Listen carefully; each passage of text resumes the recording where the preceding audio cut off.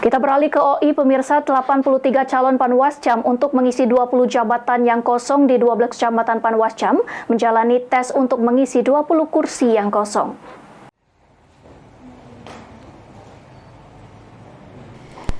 Dikemukakan Ketua Bawaslu Kabupaten Ogan Ilir Dewi Al-Hikmawati, proses perekrutan calon Panwascam untuk 12 kecamatan di Kabupaten Ogan Ilir masih dalam masa proses.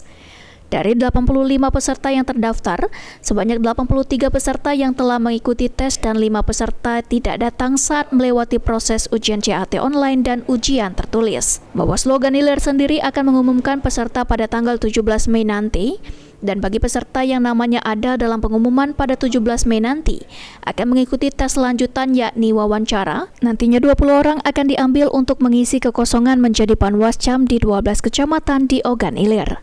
Dari kegiatan ini maka nanti akan diambil itu 2 kali kebutuhan. Yang pertama itu 20 orang untuk menduduki jabatan sebagai komisioner ad hoc di kecamatan, dan juga akan selanjutnya akan di posisi PAW ataupun ganti.